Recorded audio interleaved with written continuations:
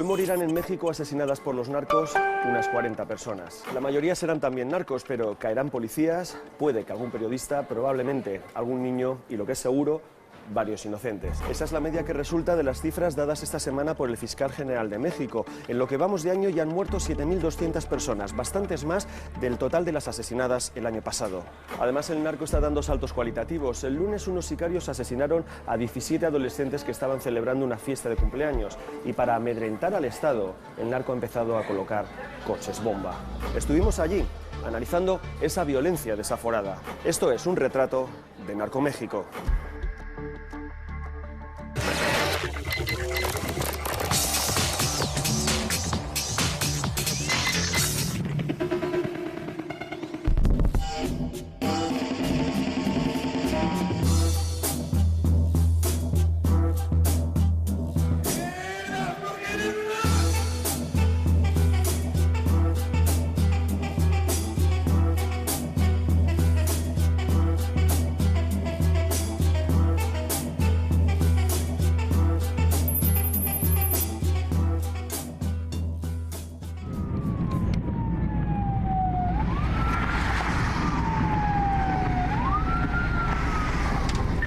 Oye, ¿qué sabes de la balacera allí de la Cruz Roja? Sí, es balacera, sigue la Tracatinga, están ahorita los balones. Este lo 11 el medio, ahí aquí el medio se alcanza a ver, ahí estamos.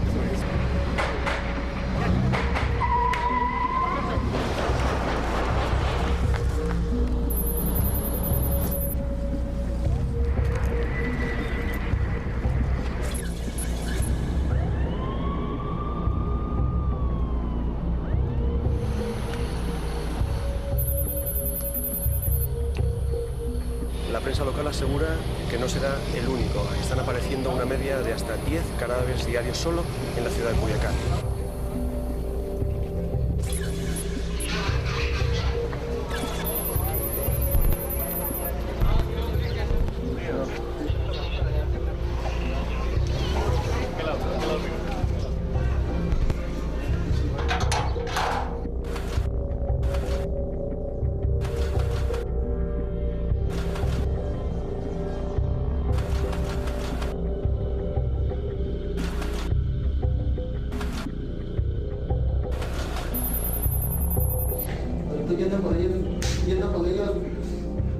¿Cuánta gente han matado?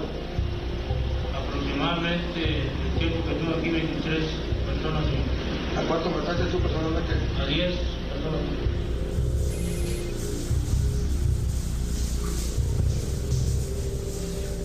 Pues aquí ya hay cuerpos. ¿Sí? Sí. Por eso te decía que sobre la cámara.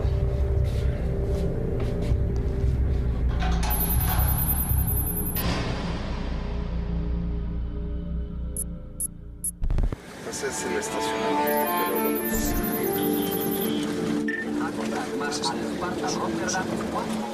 Cuando decidimos investigar en México las decapitaciones relacionadas con el narcotráfico, nunca imaginamos lo fácil que iba a ser llegar al corazón mismo de la violencia. ¿Qué está pasando en este país?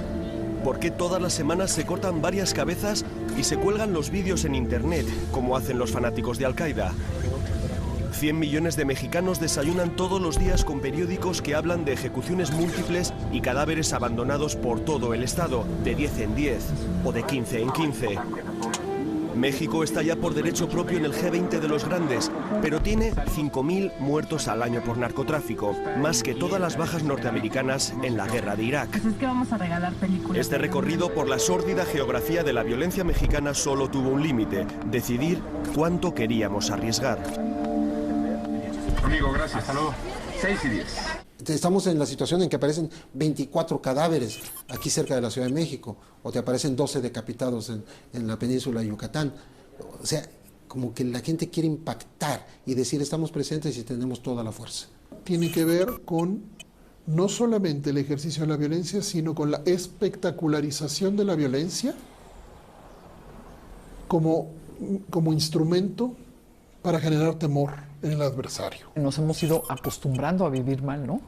Y el hecho de irte acostumbrando, vas dejando pasar las cosas como de largo, ¿no? Sin asumirlas, como que ¿qué vas a hacer para evitar esto? Los narcos han impuesto unas nuevas reglas del juego. Cuando quieren enviar un recado al grupo rival, Atrapan unos cuantos de sus narcomenudistas, les asesinan después de torturarles y les cortan la cabeza o la lengua dependiendo del mensaje a entender. Es la nueva semiótica narco. Muchas veces dejan incluso un cartel, siempre dirigido a alguien, siempre con faltas de ortografía, porque los sicarios no son, lo que se dice, muy leídos. Entonces estos mensajes, por ejemplo, son parte de la guerra psicológica. O sea, no basta matar a una persona, hay que descuartizarla, hay que dejar un mensaje de que se es lo peor que hay en este mundo. ¿Y se da cuenta que con 5.000 muertos este año, el mandato del presidente puede acabar con 25.000 muertos? En el cual un buen número de esos son entre los propios miembros de la delincuencia organizada, lo cual es penoso porque un muerto es demasiado. 13 muertos al día. Las cifras son escandalosas y cada vez van a más. ¿Pero por qué? Básicamente por dos fenómenos. El primero, la impunidad y el poderío de los capos habían llegado a límites intolerables. Los narcos estaban a punto de telefonear directamente al presidente del gobierno y tutearle para negociar sus intereses. Había que frenarles antes de que se hicieran más fuertes todavía. El segundo, la frontera con Estados Unidos está más controlada y, sobre todo, ha caído allí la demanda de cocaína. Y al mismo tiempo, las redes o las formas de pago comienzan a privilegiar el pago en especie. El mercado mexicano se comienza a hacer también un mercado apetecible para la venta de drogas.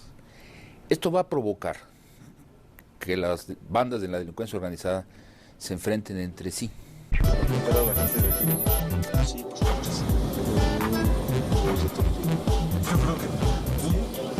Entramos en una fábrica de delincuentes, o eso al menos dice el alcalde de México DF de estas calles de Tepito, conocido como el Barrio Bravo. Aquí no entra cualquiera, o vas acompañado de alguien de dentro, o acabarás pagando el impuesto a la ingenuidad. Es decir, te van a robar todo lo que lleves. Con esas cámaras tan valiosas no vale la pena. Si el propio presidente de los comerciantes decentes nos aconseja no entrar con las cámaras, es porque Tepito es todo un catálogo de infracciones penales. Aquí se trafica con todo. Este barrio es la mayor factoría de México de falsificaciones y copias pirata, pero además, todo el mundo sabe que entre estos más de 10.000 puestos de venta ambulante se puede comprar desde cocaína a lanzagranadas. Hay gente buena y hay gente malandrina, como aquí, como en España y como en todos lados. Entonces no vale la pena arriesgarse así de que voy a hacer y voy a hacer esto. Hay que ser precavido y las cosas salen bien. Claro. No se trata de esconder nada, se trata de verlo todo bien, pero con precaución, con cuidado. ¿Todos son honradamente aquí? Sí, no la mayoría, la verdad, pero sí sí es algo bueno, ¿no? Porque ves la gente que trabaja, ¿no? O sea, no todo es delincuencia, no todo es maldad, ¿no? Se percibe un clamoroso ambiente de impunidad ante las actividades delictivas de los demás. Una cultura de la permisividad que parece un reflejo de lo que ocurre en México, el mirar hacia otro lado. Todo el mundo sabe los pequeños y grandes trapicheos de los demás, pero nadie dice nada, por miedo o porque siempre ha sido así. Respetar lo que cada quien... Tengo amigos de la infancia que, bueno, pues andan, pero yo me quedo callado, cada quien su trabajo, cada quien su actividad. Yo lo respeto y ellos me respetan. Y ahí no la llevamos. Pero ya tratar de buscar otras cosas no es posible. Hay cierta ética de amistad o de la propia vida que nos debemos respetar. Esa cierta ética de la amistad o de la propia vida, el mirar para otro lado, el no meterse por si acaso, ha dejado a los malandrines, como dicen, demasiados espacios de poder, de presencia cotidiana. Se han acostumbrado a convivir con el tráfico de armas, el de drogas, el de blancas, el de inmigrantes, el de animales protegidos. Etiquetan a Tepito como el barrio de la grifa y de las almas perdidas. Sin embargo, pues es un barrio en el que se trabaja duro hasta que se hace oscuro, de canto de gallo a canto de grillo. Es un barrio vivo, muy intenso. Alfonso Hernández lleva años intentando diluir el estigma de Tepito como barrio marginal y peligroso. Mientras le esperamos, asistimos a un combate de máscaras en una de sus calles. Todo un ritual cultural en México y en este barrio de donde han salido numerosos boxeadores. Escuchamos fascinados los gritos de los luchadores. Arengan al público, sobre todo niños, llamándoles mugrosos. ¡Y arriba la Merced, mugrosos! O hijos de la gran chingada. Uno incluso brama que el barrio huele a marihuana. Decenas de críos les escupen y les insultan al grito de queremos sangre. Es curioso, este combate, el bueno contra el malo, el débil contra el fuerte, tan básico, tan ancestral, es un código común para cualquier persona en cualquier lugar. Solo que aquí, en Tepito, la gente quiere que gane el malo. Es un barrio muy intenso, eso sí, macabrón, con una sombra, pero en esta ciudad caótica un barrio sin sombra no infunde respeto. Y nosotros ya nos ganamos ese respeto. Hasta el propio pulidor social de Tepito, la persona encargada de mejorar la imagen del barrio, es incapaz de huir de una retórica bravucona. Nos lleva a la calle Peralvillo, la menos peligrosa de Tepito, para que veamos que no todos son tan malos. Peralvillo sale en el Quijote, lo cita Sancho Panza, nos dice orgulloso. Es cierto, dice Sancho a su señor, que tiene miedo de que una legión de diablos les agarre en Peralvillo, porque era un lugar, vaya, con las citas, lleno de asaltantes de caminos. Alfonso nos lleva a ver un mural que está fuera del circuito turístico del DF, un fresco que representa una especie de manifestación de almas, una procesión de todos aquellos que han muerto en los últimos años baleados por cuitas del narcotráfico. Le llaman el mural de los ausentes, pero como diría Sancho Panza, podríamos llamarlo la Legión de Diablos. Es un testimonio que los familiares de estas personas dejan para señalar que cayeron ajusticiados por el narcotráfico. Algunos fueron muertos por la policía, otros por ajustes de cuentas. Los malos elevados a categoría de héroes, delincuentes retratados como ejemplo para los más pequeños, vecinos que pasan y nos miran con recelo, como si estuviéramos profanando algo sagrado.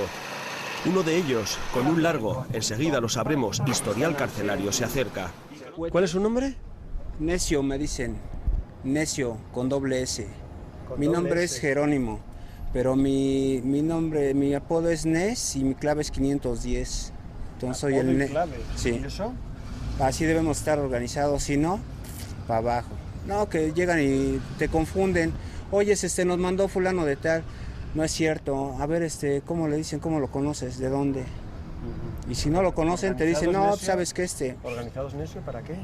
No, nos tenemos que organizar para no por lo mismo dar un mal paso. Necio 510 es un producto típico de Tepito. Se ha pasado media vida delinquiendo y la otra media en la cárcel. Ha robado, traficado y se calla al preguntarle si ha matado. Pero su mirada, esos ojos rojos de Grifa y Perico, es la de quien ya es incapaz de sentir compasión por nada o por nadie. ¿Conoces alguno? El que está arriba del señor es el robagallinas. En paz descanse, sí. A ese lo acribillaron en la colonia Doctores unos agentes, argumentando que estaba haciendo cosas malas, y no es cierto. Nada más lo acribillaron así por acribillarlo y ya le fueron y le pusieron la pistola en la mano. A mí me consta. Pero entonces, Necio, la gente que está aquí es gente que ha caído... Que sí, son ya ausentes. Son las familias de todos esos narcos, orgullosos de ellos en vida, los que pagan para que artistas locales dibujen sus rostros en las paredes. Necio solo sabe decirnos sus motes: el robagallinas, el roñas, el costroso, el mofles. Así son aquí los alias de los sicarios, nombres de guerra del menudeo de la droga que en Tepito suenan casi narcochic. Los narcos elevados a referencia cultural para los niños que todos los días pasan por aquí para ir al colegio, todos aspirando a tener pronto un alias para ganar puntos en la jerarquía de las calles, deseando tener un apodo y una clave para empezar a ser alguien. Me ha sorprendido que dijeras que tu apodo era parte de nombre y parte de número. Sí, pues es una clave que todos debemos de tener, y no debemos de confiar de esa clave a nadie más. Yo no tengo clave. No, pero tú eres otra persona. Cultura de la marginalidad. Vive rápido y muere joven, pero que nadie te dé órdenes. Filosofía narco que eleva el individualismo a paradigma existencial. Ellos creen en su derecho a hacer dinero, de la manera que sea. Cuando salimos de Tepito, cuando todavía estamos pensando en la noción de impunidad que permite mantener lleno de flores un mural dedicado a delincuentes, algo se estrella contra nuestra reflexión. Una foto, un mensaje, una publicidad desesperada. Veo el rostro de Silvia y me imagino cómo son las llamadas de extorsión. La Fiscalía nos entregó algunas grabaciones para que sepamos cómo suenan. ¿Quién habla? Ya sabes de qué se trata, ¿no? ¿Tú tienes a mi hijo? Bueno, claro. Eso está bien. ¿Me lo está cuidando bien? Claro, no le va a pasar nada. De acuerdo. ¿Podría hablar con él? ¿Me podrías dar ese auto? No, ahorita no. Vas a hablar en su momento. Bueno. Es con lo que te vas a la cama todas las noches, con lo que te despiertas todas las mañanas. Silvia lleva 15 meses secuestrada. Si está viva, tendrá ahora 19 años. Las autoridades apenas les han ayudado, por eso se decidieron a actuar solos. Si a los narcos se les deja tener murales, ¿por qué no colocar gigantescos carteles a la entrada de la ciudad? Ha habido muchísima gente que llama tratando de ayudar. Desafortunadamente también ha habido muchísima gente que habla tratando de sacar ventaja, de engañar. Entre esas llamadas es entre las que tenemos que buscar cuál es la que nos va a dar la pista para encontrar a Silvia. Hace tiempo que los secuestradores cortaron las comunicaciones. Negociaron con ellos y aceptaron pagar el rescate de unos 200.000 euros, pero algo falló. O se sintieron vigilados, o fueron detenidos por otro delito, o peor aún, se les murió Silvia. Cuando aceptaron vernos era para lanzar un dramático mensaje: queremos pagar. Por lo que estás diciendo, vosotros estáis dispuestos a pagar, queréis pagar. Así es, John. Sí, el claro. acuerdo sigue en pie. Ellos saben que está vigente el acuerdo y que nosotros lo único que queremos es a Silvia de regreso y que ellos tienen lo que ellos pidieron. Los Vargas han podido comprobar la mezquindad de mucha gente que llama para sacar dinero a la familia asegurando que la tienen. Por eso, me dicen, no podemos dar detalles íntimos de cómo es Silvia, para no dar pistas. Para poder pillar al extorsionador en un renuncio cuando se le hacen preguntas que solo ella puede contestar. Esos detalles, contados con lágrimas, me los dicen fuera de cámara.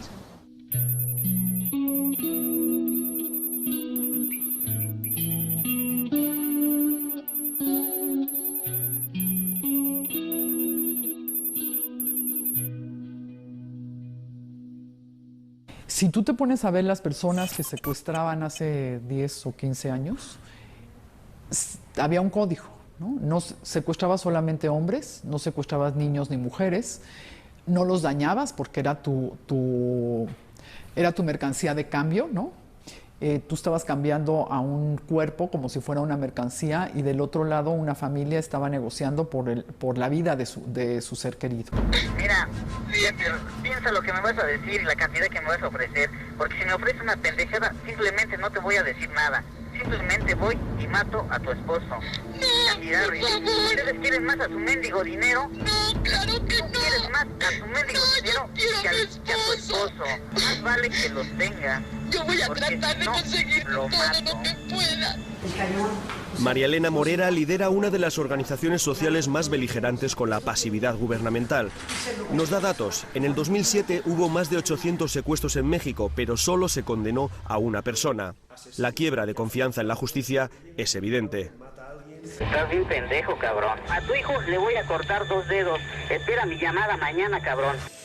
La industria del secuestro en declive en países como Colombia o Brasil está en auge en México, donde el 98% de los delitos quedan impunes.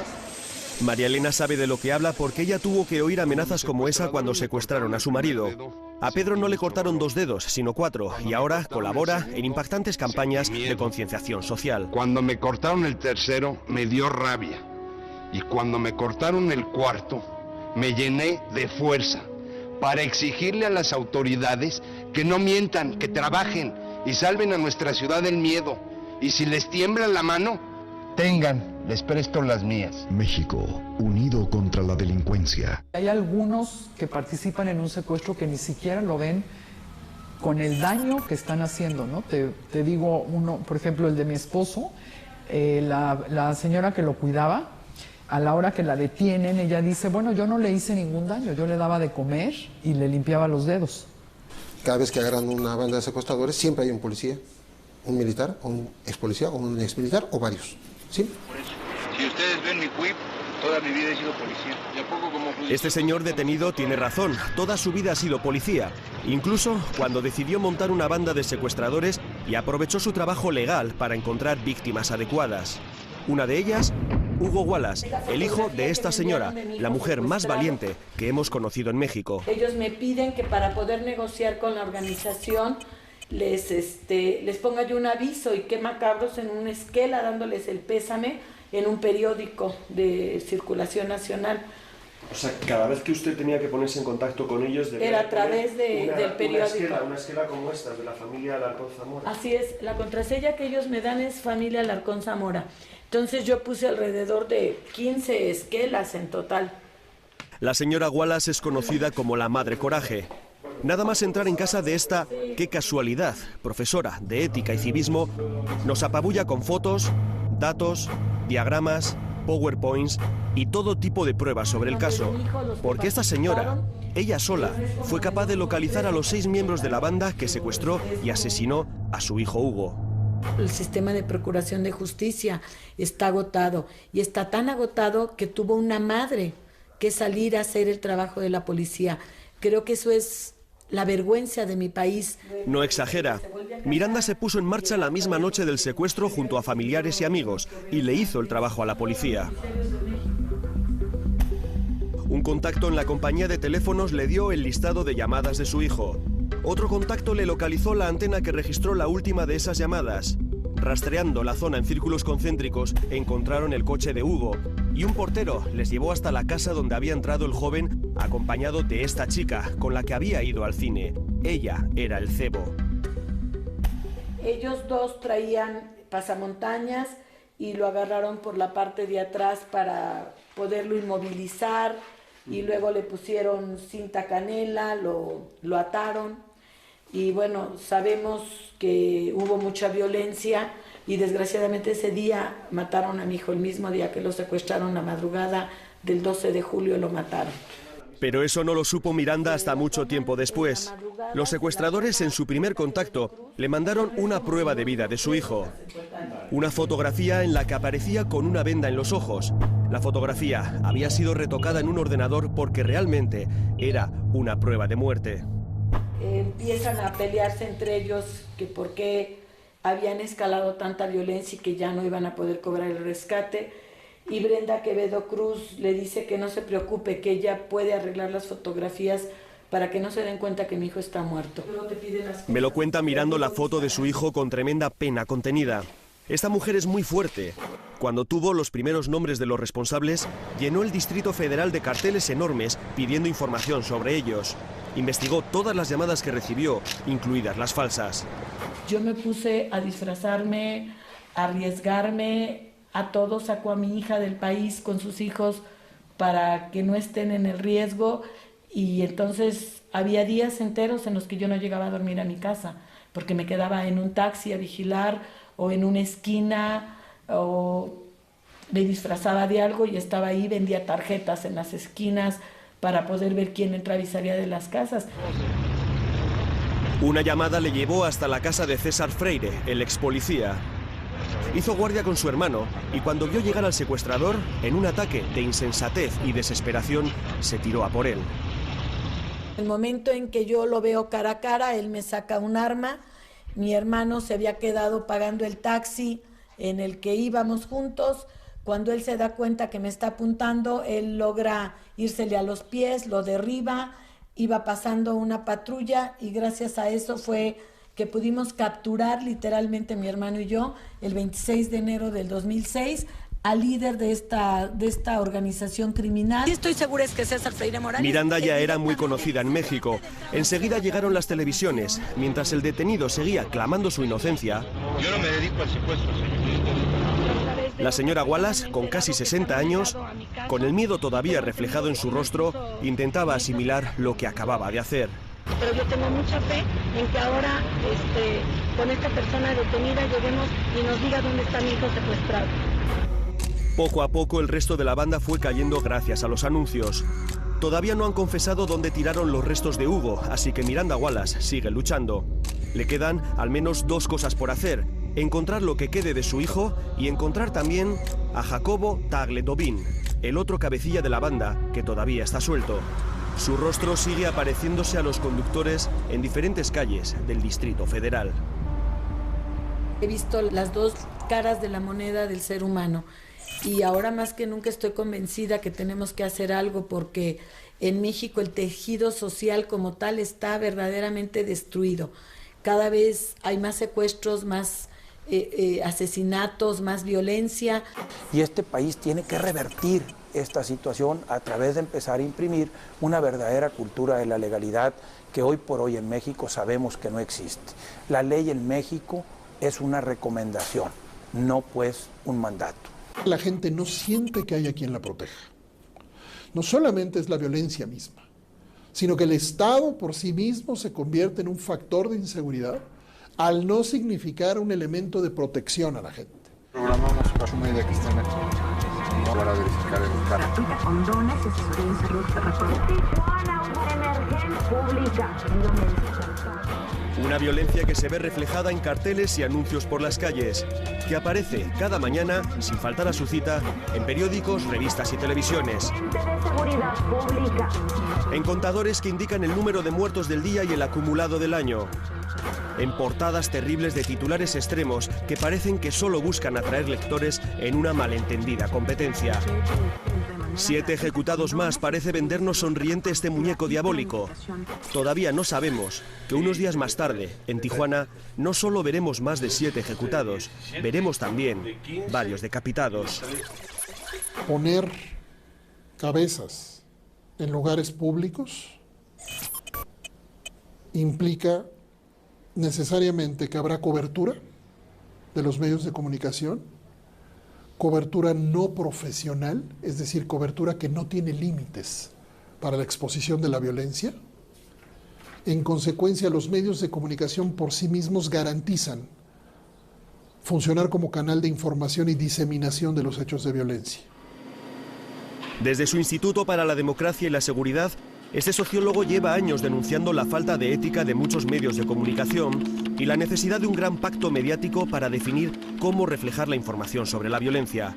Cabezas cortadas en primer plano, cadáveres en portada, los propios mensajes que los narcos dejan en los asesinados, todo eso se puede ver en los periódicos. Publicidad gratuita regalada a los cárteles de la droga. Nos encontramos con periodistas que no tienen conciencia mínima de lo que provoca lo que están exponiendo. En un momento difícil como el que está pasando el país, no le puedes hacer propaganda a los delincuentes. Al narcotráfico le sale gratis, ¿no? Salir en las primeras planas y en los primeros planos de los noticiarios, ¿no? Entonces sí es un problema de la prensa que tendría que reflexionar, ¿no? Hacer un examen de conciencia y decir, bueno, ¿hasta dónde publico, hasta dónde no publico? Bien es cierto que, como dice Pepe Rebeles, hasta dónde publico y hasta dónde no publico, muchas veces, y hablando de narcotráfico, supone la diferencia entre estar vivo o estar muerto. 44 periodistas han sido asesinados desde el año 2000 y hay otros 8 desaparecidos, lo cual no deja a México en demasiado buen lugar. Si a un capo mafioso no le gusta una información, no envía una carta al director del periódico, ordena asesinarlo. Digamos que dictan censura los narcotraficantes. Y muchos periodistas han optado por decir, bueno, de esto ya no vamos a hablar. Rebeles, 40 años de periodista en México, lo tiene claro. No hay narcotráfico sin cobijo de la autoridad, sin la connivencia de políticos corruptos o policías a sueldo de las mafias, algo que en México tiene un nombre. ¿Qué es la narcopolítica? Bueno, para mí la narcopolítica es básicamente el personaje político que de alguna forma apoya al narcotráfico desde su posición de poder, o bien aquel político que recibe apoyo del narcotráfico para que el día de mañana el político le ofrezca el apoyo desde su posición de poder. Durante el 2008 han sido asesinados casi 500 policías de diferentes cuerpos. ¿Todos caídos en la lucha contra el narco? Sí y no. Algunos murieron en operativos o enfrentamientos, pero la mayoría fueron liquidados por no cumplir sus obligaciones de agentes corruptos. En pocos días, en Sinaloa, seremos testigos de cómo se resuelven las cuentas con los policías que no cumplen con los narcos o que no se venden a ellos. Una de las maneras tradicionales de operación de la delincuencia organizada es a través de la compra de conciencias de servidores públicos. Y una parte importante de esos servidores públicos, de esos policías que han muerto por haber estado en contubernio con la delincuencia organizada. Y han muerto o porque no les proporcionaron a tiempo la información de los operativos en su compra, o porque protegían a miembros de las bandas rivales, o también porque los querían quitar del camino. Pero también es cierto que un número importante de policías han sido muertos también por resistirse a la acción del crimen organizado. Lo reconoce la propia presidencia de gobierno en un informe al Senado. La mitad de la policía mexicana no es recomendable, es decir, es corrupta. Los cárteles son ya verdaderas corporaciones delictivas. Trabajan como grandes empresas del crimen organizándose en subdirecciones generales. La de robos, secuestros, extorsiones, asesinatos, por supuesto la del tráfico de drogas. El gobierno de Calderón ha decidido hacerles frente antes de que se hagan aún más poderosos y colombianicen México. Y eso, a su vez, ha desatado la guerra entre ellos. Los carteles del narcotráfico no se enfrentan entre sí a través de convenios, acuerdos, minutas, sino se enfrentan a través de las armas. En los reacomodos que hacen por el control de las rutas, por el control de plazas, es decir, de ciudades o de ubicaciones geográficas donde guardan droga, almacenan droga y desde ahí la cruzan hacia los Estados Unidos, es una lucha constante. Como dicen muchos, su vecindad con Estados Unidos es su privilegio y también su perdición. Como dice Carlos Fuentes, uno de sus más destacados y comprometidos intelectuales, se podría definir a su país como una narconación. Pero no habrá medidas suficientes dentro de México si no se llega a un acuerdo para ir a la raíz del problema que está en el consumo norteamericano. El consumo norteamericano. El consumo norteamericano. Se lo digo 3 veces porque ahí está la solicitud de la droga que se produce en México. Esto es Morelia, estado de Michoacán, el escenario del primer narcoatentado de México. El 15 de septiembre es ahora en el imaginario mexicano como el 11S en Estados Unidos o el 11M en España. Ese día los narcos elevaron la apuesta en su desafío al Estado. Ese día, en el que todo México celebra el llamado Grito de la Independencia, 3 sicarios lanzaron varias granadas contra la multitud. Era la primera vez que el narco atacaba directamente a la población civil. Hubo 9 muertos. Fue el esperado y temido salto adelante de las poderosas mafias de la droga. Son utilizados para tratar de presionar al Estado, ¿no? De chantajear al Estado, con una estrategia y una lógica claramente terrorista. O sea, esa es la lógica de todos los grupos terroristas, ¿no? Utilizar a la población civil para tratar de presionar al Estado, ¿no?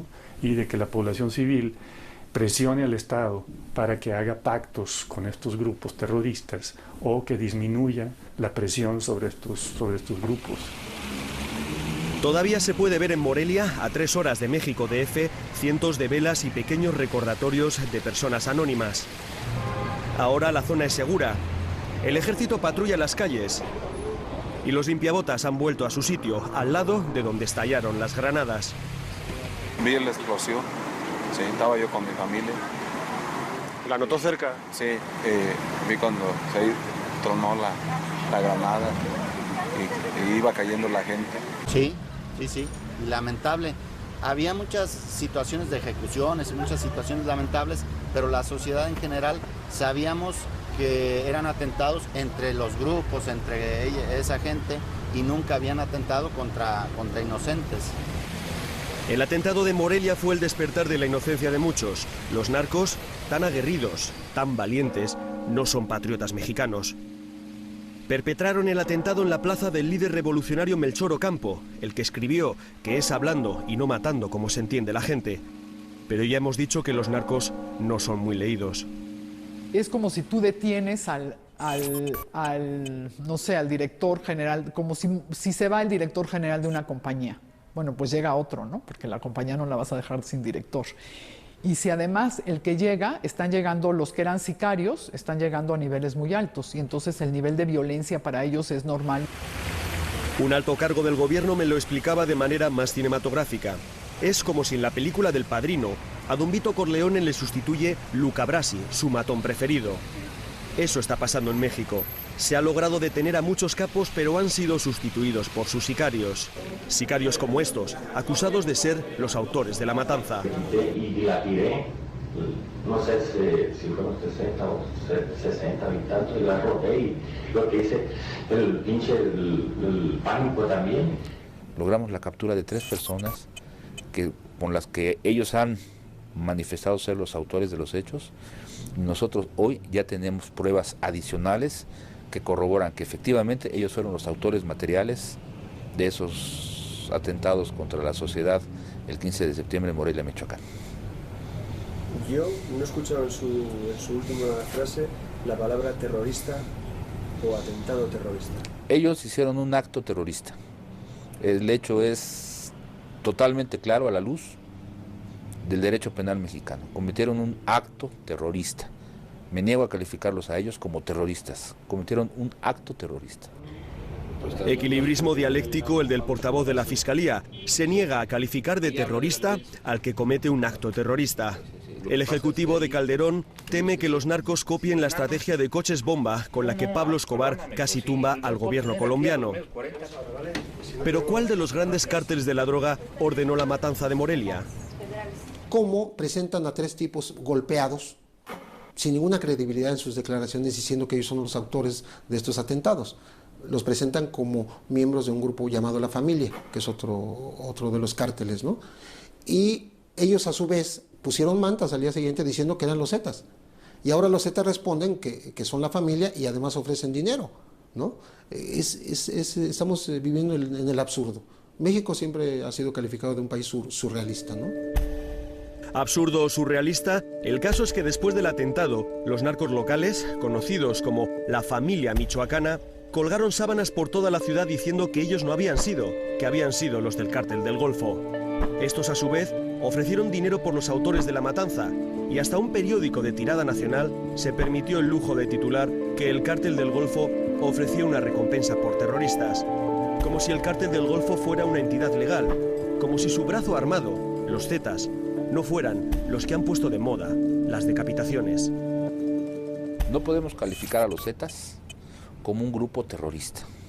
Son un grupo de narcotraficantes que copiaron de los manuales de terrorismo o tomaron un elemento de los libros de terrorismo, de los manuales de terrorismo, para cometer un acto de violencia extrema, de crueldad inusitada, para amedrentar a sus rivales, buscar intimidar a la sociedad, pero no tienen un motivo de reivindicación política o religiosa como un grupo terrorista. Oficialmente, entonces, los Zetas, tipos como este, no son terroristas. Son solo los sicarios del Cártel del Golfo. Pero son unos sicarios tremendamente efectivos porque, otra vez, el absurdo mexicano, son exmilitares de élite, entrenados para luchar contra los cárteles, pero que se pasaron en bloque. 2 capitanes, 4 tenientes, 8 sargentos, 18 cabos a las filas del narco. A las órdenes del capo Osiel Cárdenas, al que llaman el mataamigos, se convirtieron en su ejército privado. Fueron cooptados por la delincuencia organizada y se convirtieron en sus sicarios. Y eran gente que entrenó el gobierno en México, en Estados Unidos y en Europa.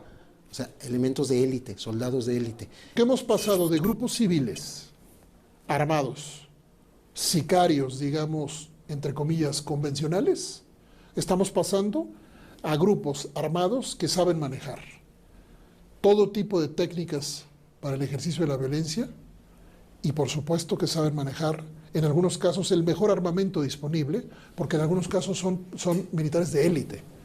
Independientemente de haberlos conocido o no, para nosotros son traidores.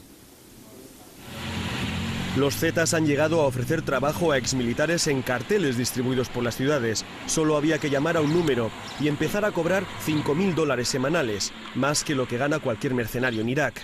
¿Cómo se deshacen de las personas que les estorban? Este vídeo muestra a 4 miembros de los Zetas capturados por un cártel rival. Ante la cámara y antes de ser ejecutados de un tiro en la sien, algo que vamos a omitir, estos 4 sicarios cuentan cómo reclutan a su gente, cómo torturan y matan a sus víctimas y cómo se deshacen de ellas. Estuve en el ejército mexicano y 8 meses de casa.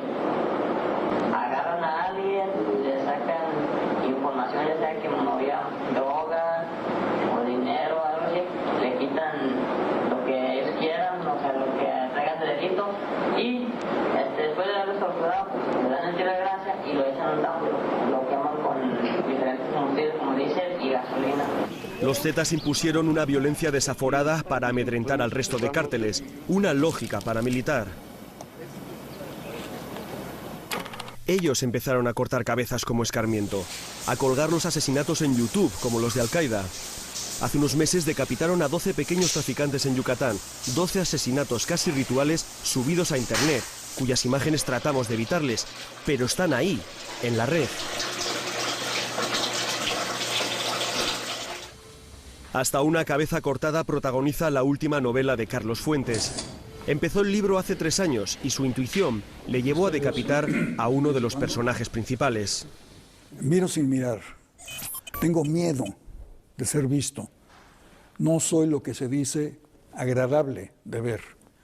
Soy la cabeza cortada número 1000 en lo que va del año en México. O podría ser la de este Zeta, decapitado ante la cámara. O la de estos asesinos confesando antes de su ejecución. Qué olfato y qué visión la de Carlos Fuentes. ¿Cuánta gente han matado? Aproximadamente el tiempo que tuve aquí, 23 personas. ¿A cuánto mataste tú personalmente? A 10 personas. Son estrategias de manual de contrainsurgencia, si tú quieres. O sea, no están inventando estos grupos paramilitares del tráfico de drogas en México, no están inventando nada que no esté en los manuales de contrainsurgencia. Y tampoco están inventando nada que no esté en las películas de Hollywood. Aquí el límite se lo están poniendo ellos mismos con su imaginación. Y su imaginación parece no tener límites. Algunos de estos Zetas detenidos han llegado a reconocer que a veces queman a su víctima y mezclan las cenizas con tabaco y cocaína para, como dicen, fumarse al muerto. Mientras aspiran el humo, los sicarios recitan: tú no te has ido, ahora formas parte de nosotros. Todo un ritual de narcosatanismo. ¿Saben qué tenían en común los 12 decapitados de Yucatán, además de su terrible final? Que todos llevaban tatuada una imagen de la Santa Muerte. Muerte querida de mi corazón, no me desampares y dame protección. Y no dejes a mi enemigo un solo día tranquilo. Moléstalo a cada momento, inquiétalo, mortifícalo. Esta inquietante oración forma parte de las novenas que se le rezan a la Santa Muerte. Su sumo sacerdote, el hombre que levantó esa colosal estatua de la calavera, fue asesinado hace unos meses de 50 balazos. Si eso fue una buena o una santa muerte es algo que sus seguidores no son capaces de aclararnos. El caso es que delincuentes, narcotraficantes, políticos corruptos, son todos adoradores de la Santa Muerte, porque dicen que la Niña Blanca es la única santa que no juzga a nadie.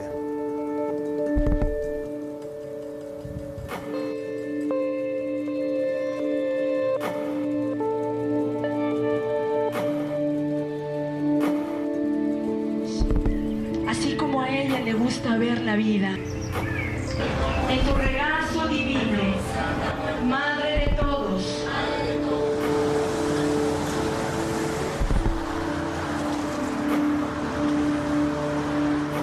Yo soy Constantín, la representante de este templo. Es el templo mayor, el templo más grande de la Santa Muerte, edificado me imagino que en todo el mundo, porque no he escuchado hasta ahorita ningún otro. Originalmente fue construido por el padrino Endoque, quien hace 2 meses falleció. Hasta ahorita se desconoce por qué causas. Hombre, sabemos que falleció porque fue asesinado y sabemos las causas. 50 balazos en el cuerpo. Bueno, digamos que una causa específica de quién vino, por qué razón, si es una venganza o si es alguna otra cosa, pues no tengo idea.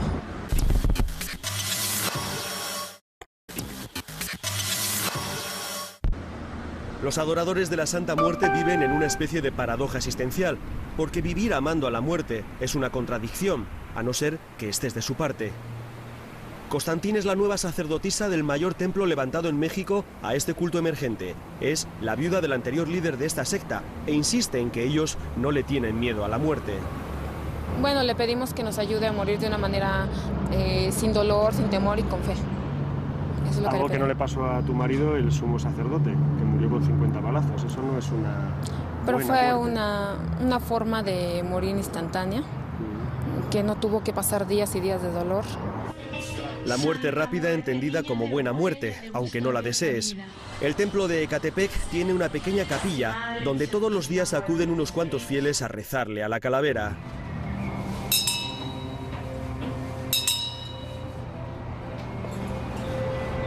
Abramos nuestros ojos, hermanos, y alcemos nuestro rostro hacia nuestra Madre Santísima. Y nos persignamos en el nombre de mi Madre, mi Santísima Muerte, y mi Espíritu Santo. Por vosotros los pecadores. En la capilla hace un calor insoportable y hay un intenso y casi embriagador olor a incienso. Son sobre todo mujeres que parecen entrar en trance cuando se lo pide la sacerdotisa. Este culto es una especie de sincretismo entre tradición católica y satanismo. De hecho, esto parece una secta satánica. A mí me da un poco miedo esta Virgen. ¿Debo temer algo? Tu conciencia, debes de estar tranquilo. ¿Qué te puede hacer eso? Yo le tengo más miedo a los vivos. Eso sí, a los vivos sí les tengo miedo. A ella no, ella es una señora muy hermosa, muy linda. Para mí y para todos los que somos devotos. Doña Queta es probablemente la más conocida de las defensoras del culto a la Santa Muerte. Vive en el conflictivo barrio de Tepito y uno no sabe muy bien si está ante una espabilada que se gana la vida con el merchandising de la muerte. La que te sale cara sería como la grandota, te vale 2,000 pesos, la de 7 colores, pero es el material, la transparente. Esta amarillita te vale 1,500. O sea, no son caras. O si se lo cree de verdad. El caso es que no pasan 5 minutos sin que alguna señora con la cesta de la compra, jóvenes pandilleros con cara de pocos amigos o taxistas que aparcan en segunda fila se acerquen a dejarle una oración a esa calavera que, como diría Carlos Fuentes, mira sin mirar. ¿Y la gente qué le pide? Que le saque a sus hijos presos, que tengan trabajo, que no les quiten su casa, que dejen sus hijos los vicios, las hijas que andan en malos pasos, que estemos bien. Es lo que le piden, es lo que piden en lo católico. Que le saquen a sus hijos presos. Claro, mira, uno como madre, sea lo que sea su hijo, son nuestros hijos. Las ofrendas muestran la sociología de los que la adoran. Algunos le dejan unos pesos y unos pasteles, y otros cigarros encendidos, copitas de tequila o un porro de marihuana. Son las ofrendas de los pobres, los que más creen en la Señora Muerte. Su culto es todo un desafío a las religiones tradicionales y a los poderes establecidos. Una demostración de rebeldía de los que viven en los márgenes de la sociedad, los que se sienten excluidos, que encuentran en estos ritos lealtades alternativas. Total, ¿qué tienen que perder? Dicen que es buena porque ella no juzga a nadie. Aquí agarra parejo.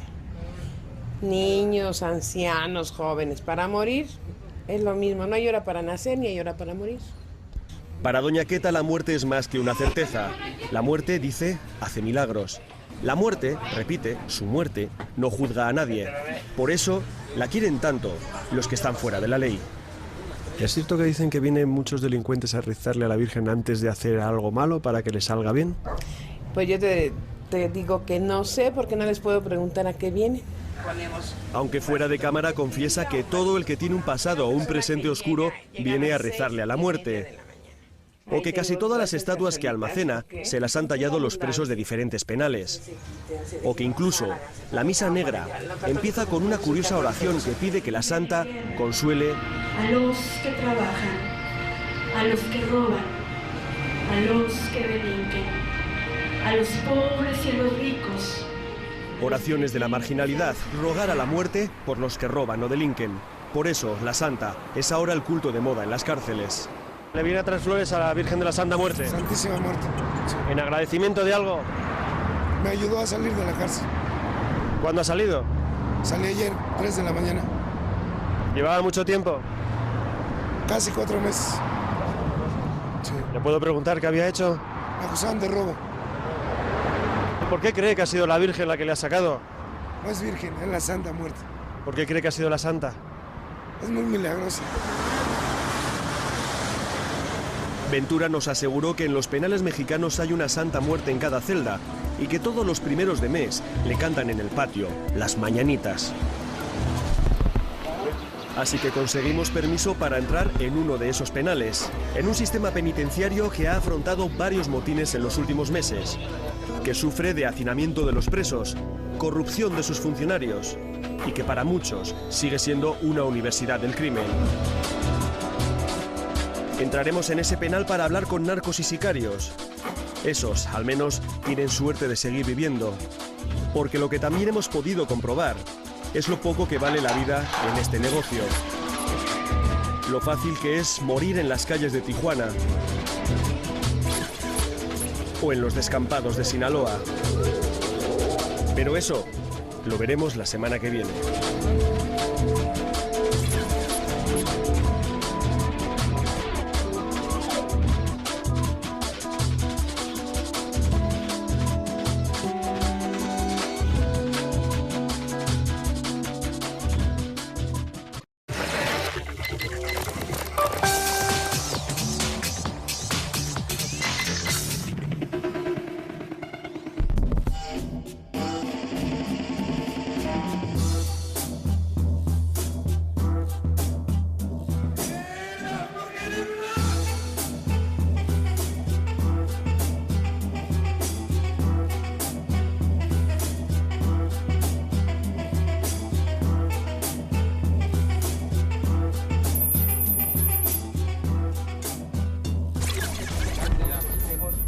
Estamos en la situación en que aparecen 24 cadáveres. Espectacularización de la violencia. A tu hijo le voy a cortar 2 dedos. Espera mi llamada mañana, cabrón. Tuvo una madre que salir a hacer el trabajo de la policía. La ley en México es una recomendación, no pues un mandato. El consumo norteamericano, el consumo norteamericano, el consumo norteamericano. No podemos calificar a los Zetas como un grupo terrorista. En tu regazo divino, madre de todos. Yo le tengo más miedo a los vivos.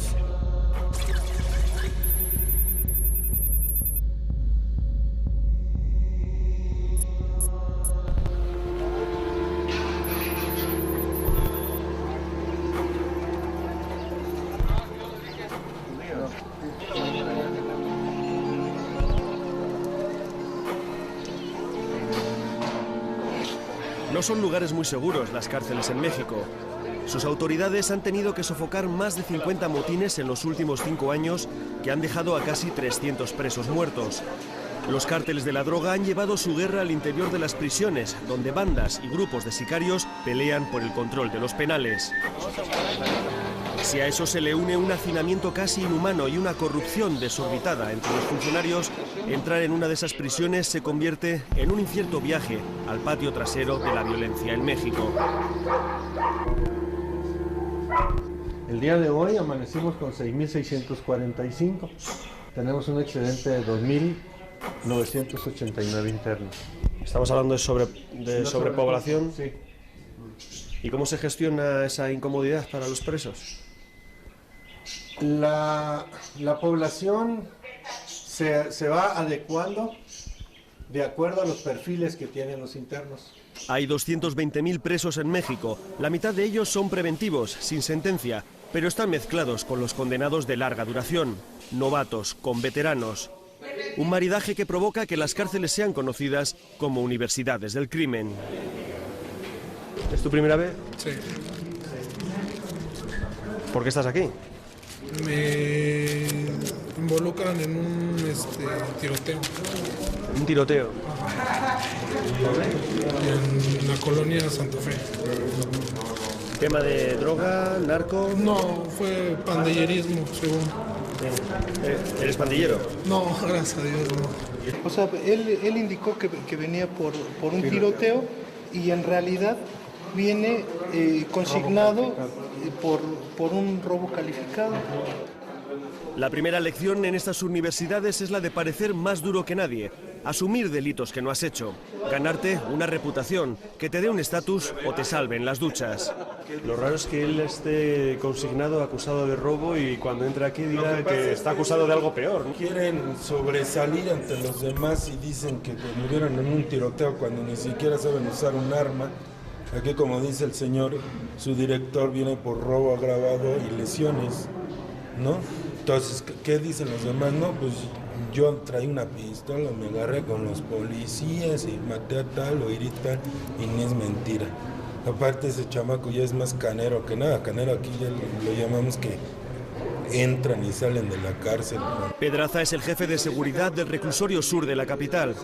Pedraza no usa el lenguaje refinado del director, llama a las cosas como son, porque se pasa el día en el patio del penal, captando chivatos para que le mantengan informado, evaluando los riesgos de que le monten un motín. Supongo que después de tanto tiempo trabajando de seguridad uno desarrolla cierto sexto sentido para detectar este tipo de cosas, ¿no? En la forma de expresarse nada más se da uno cuenta cuando es el lenguaje canero que usan, o el lenguaje que usan entre ellos como delincuentes.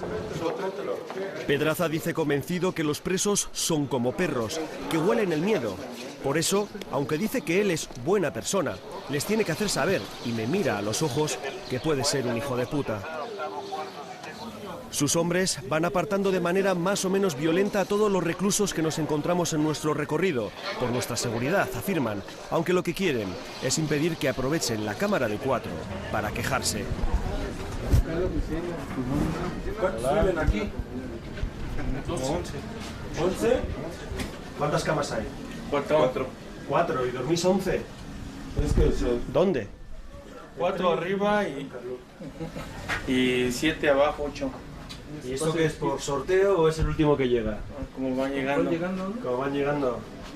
¿Y aquí hay clases dentro de las celdas? ¿Quién es el que manda aquí? Nadie, todos somos lo mismo. Parece que todos convivimos, ¿no? Sí.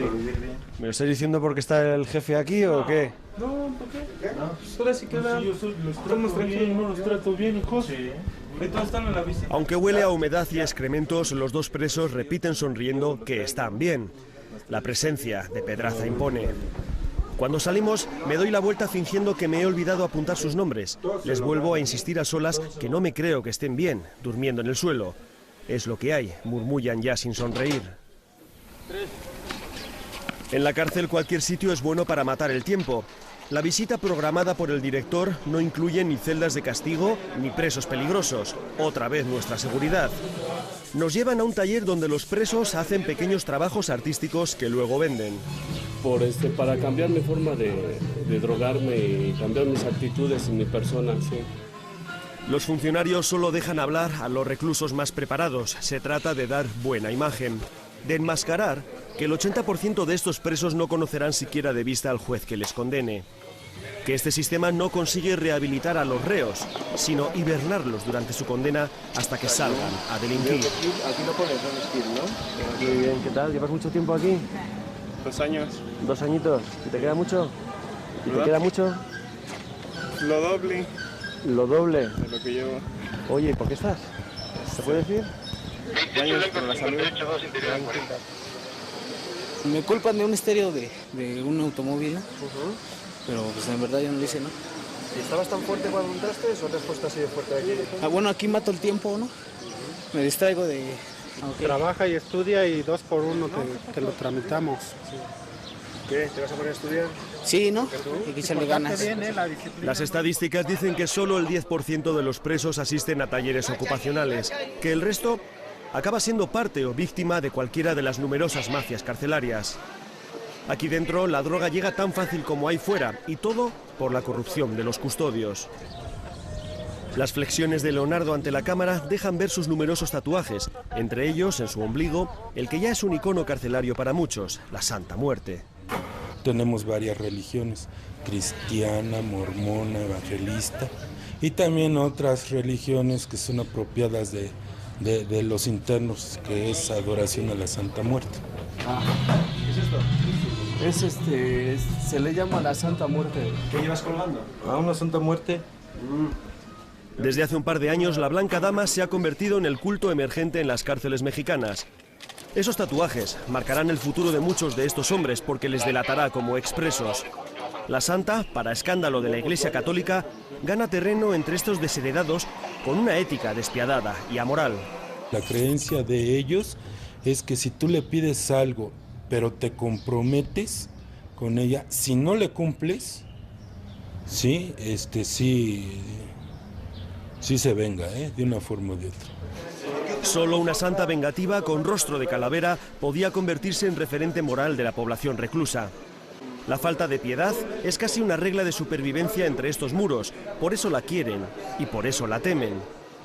Pedraza le pide a un preso que se peina con un poco de saliva que nos hable de la flaca. ¿Y esto qué es? Este es un estandarte de la Santísima Muerte. Muchos de nosotros pues la adoramos, ¿no? ¿Por qué? Es porque pues es muy bendita, ¿no? Entre nosotros, ¿no? Nos concede muchos milagros. ¿Milagros? ¿Qué clase de milagros? Clase de milagros, pues peticiones que uno le pide, ¿no? Cosas que uno pide, ¿no? O sea, el decir, pues, yo te doy a cambio esto y tú concédeme esto, ¿no? ¿Y si no se cumple con ella? Pues es muy celosa, ¿no? Ella es muy celosa. Pues por eso que uno tiene que estarle poniendo flores, estarle poniendo su agua, su comida, a veces su vino, pero aquí no lo hay, ¿no? Su dinero. Su cigarrito. Su cigarro. Cuenta Daniel que cada 1 de mes los presos salen al patio a cantarle las mañanitas. Cuenta que es emocionante ver a todos estos presos llorando ante la calavera mientras le dicen aquello de qué linda está la mañana en que vengo a saludarte. Daniel, como todos, cuenta lo que quiere. Por daños contra la salud. ¿Drogas? Drogas. No. ¿Menudeo? Menudeo. Ay, ¿quién te mandaría? No, pues me agarraron, estaba yo comprando en el punto, como así se le dice, y llegó un operativo. Y me agarraron como el que vendía, pero yo no vendo. Juan, aquí todos decís que no habéis hecho nada, ¿eh? Pues no.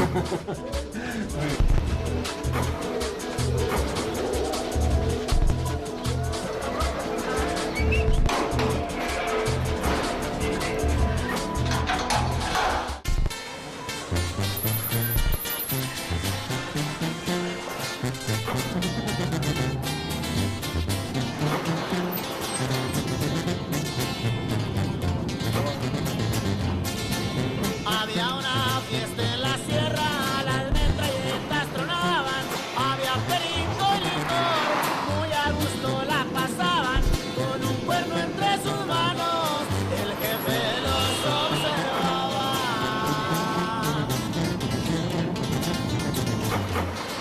Igual que en las cárceles todos dicen que no han hecho nada, en Culiacán, la capital del estado de Sinaloa, parece que no pasa nada, pero pasa todo. O sea, ¿os habéis acostumbrado a convivir, digamos, con la presencia permanente del narco en la ciudad? Aquí es muy normal en Sinaloa, sobre todo aquí en Culiacán.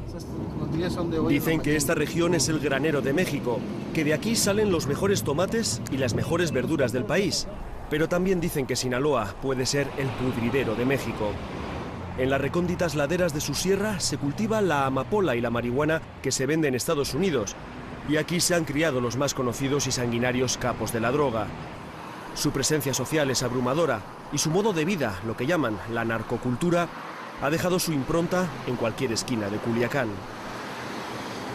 Ha generado su música, ha generado su forma de vestir, su indumentaria, ha generado mitos alrededor del armamento que utilizan, los AK-47, los Kalashnikov, que les dicen cuernos de chivo. Aquí en Sinaloa es un ejemplo claro de esta colusión.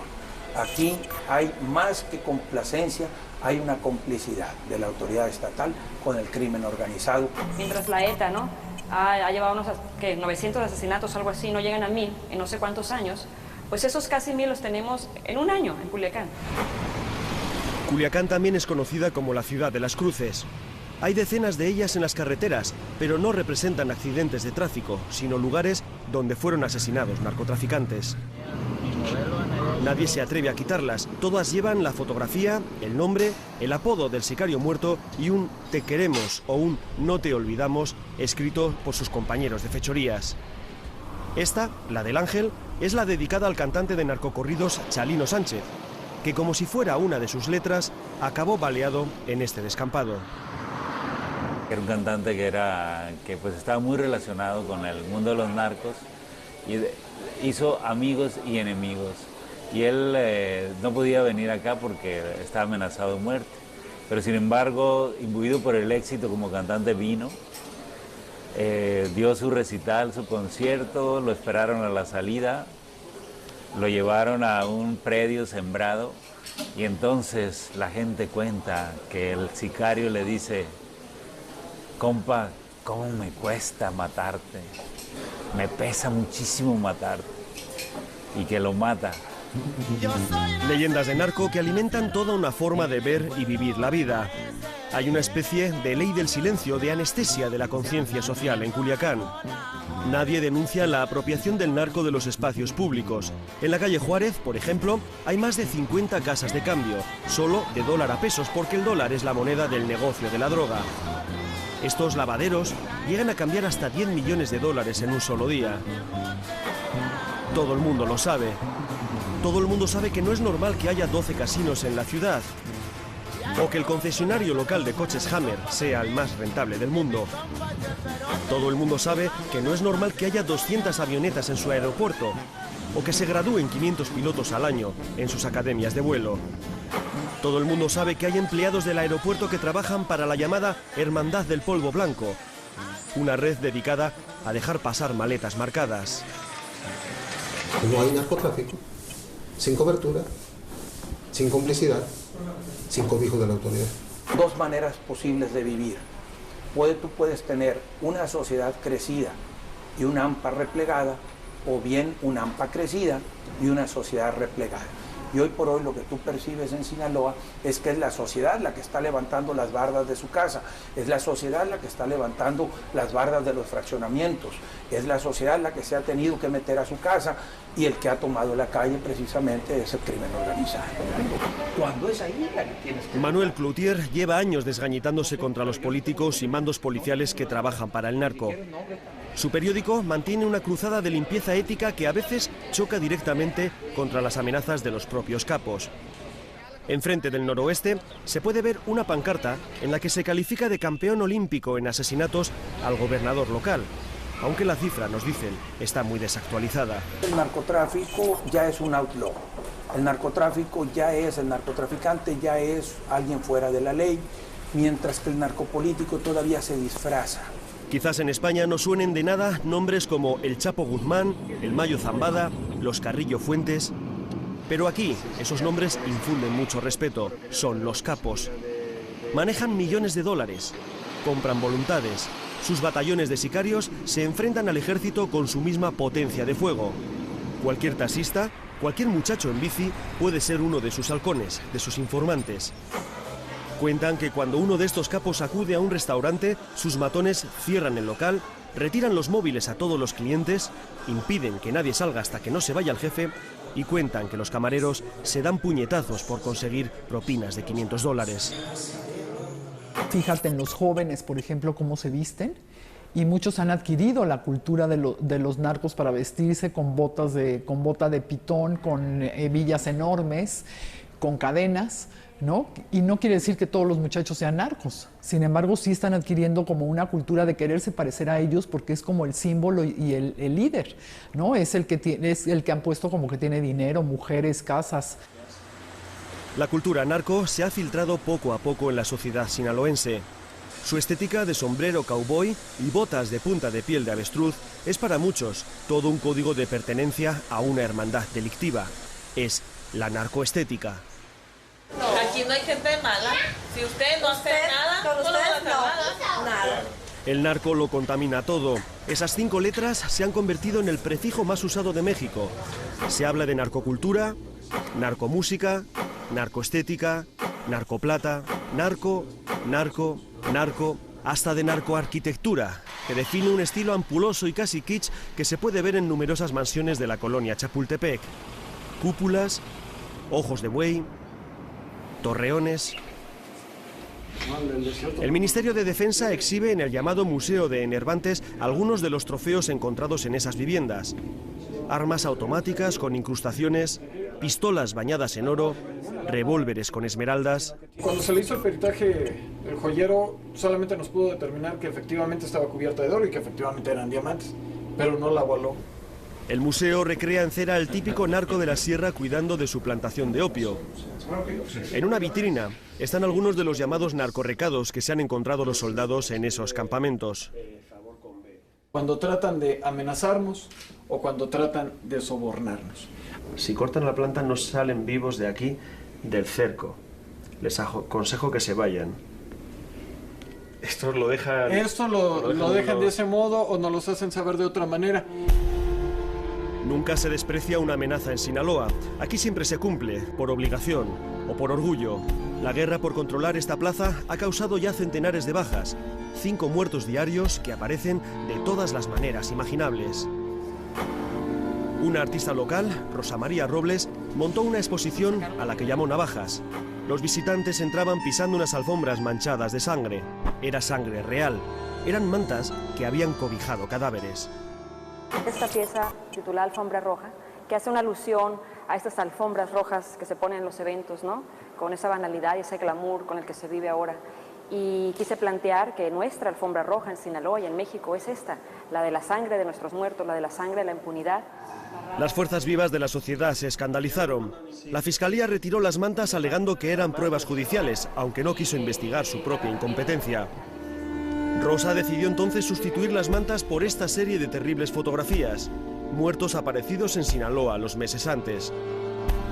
Lo paradójico, lo dramático, es que estas fotografías sí fueron permitidas, porque ya no daban tanto asco.